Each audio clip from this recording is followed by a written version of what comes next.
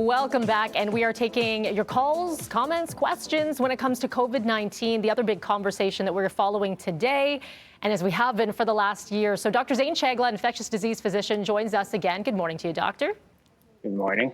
All right, so we covered a lot about vaccinations and the delay earlier, but there are a lot of questions when it comes to schools, and that's where our first caller comes in. Are you there? Good morning. Hello, are you there?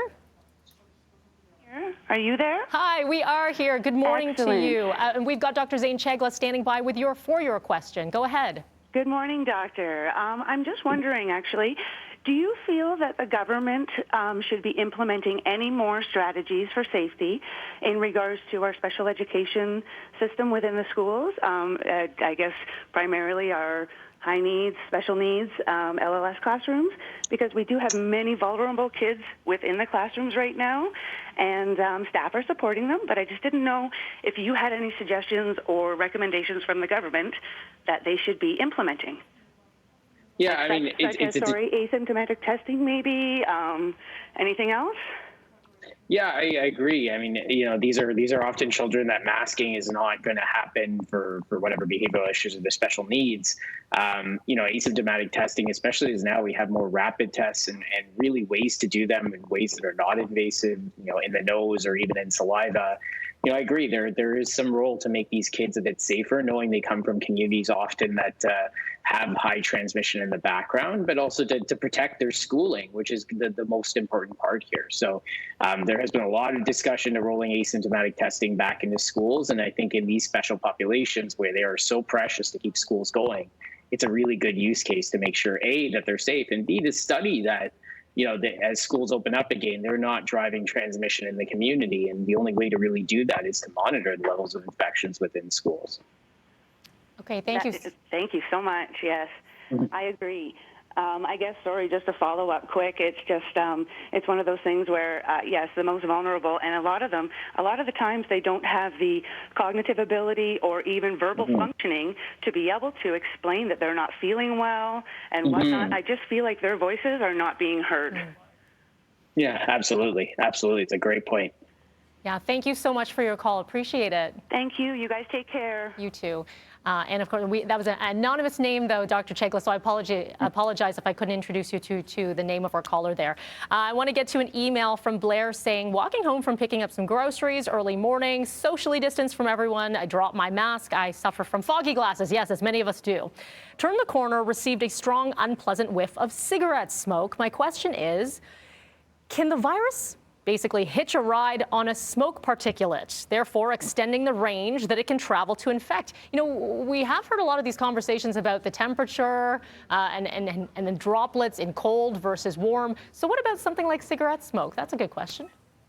Yeah, I mean, there is a slight risk of outdoor transmission. It's not high, right? If you look across studies across multiple countries, it's somewhere between 18 to 20 times lower than indoor transmission. And realistically, a walk-by event, even if distancing wasn't perfect, the ventilation outside, essentially, diluting fresh air and dirty air all the time, is still very potent to prevent infection from spreading. So, having that mask off temporarily, a whiff of smoke is probably not a big deal. The other thing is, a cigarette, as you know, is when you smoke it, the temperatures are extremely high throughout the cigarette and the filter. And so likely, that's enough to even kill the virus on its own. But yeah, the ventilation to diffuse it, and then the odds of just coming across someone who's smoking and has COVID-19 that's infectious at the same time, I think your risk is very, very low. And again, as long as you're distancing while outdoors, it's probably the biggest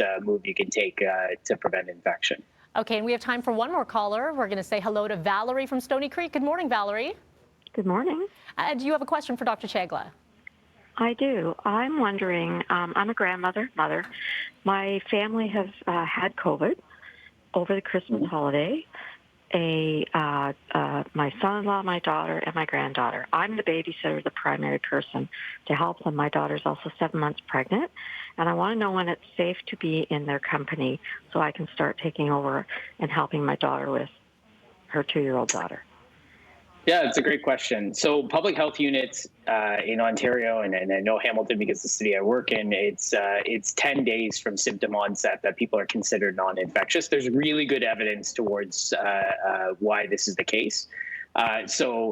Depending on when the last person in the household became symptomatic, time 10 days from there. Public health usually releases people from isolation when they feel that's been met. So the moment that they're released from public health would be the moment that you could theoretically see them again and not face any risk. And it's the same rules that we even use in the hospital for mildly ill patients that need a bit of oxygen. We take them out of their precautions and put them with normal patients after about 10 days of their symptoms, and they're improving. Okay, Valerie, thank you for that. Thank you.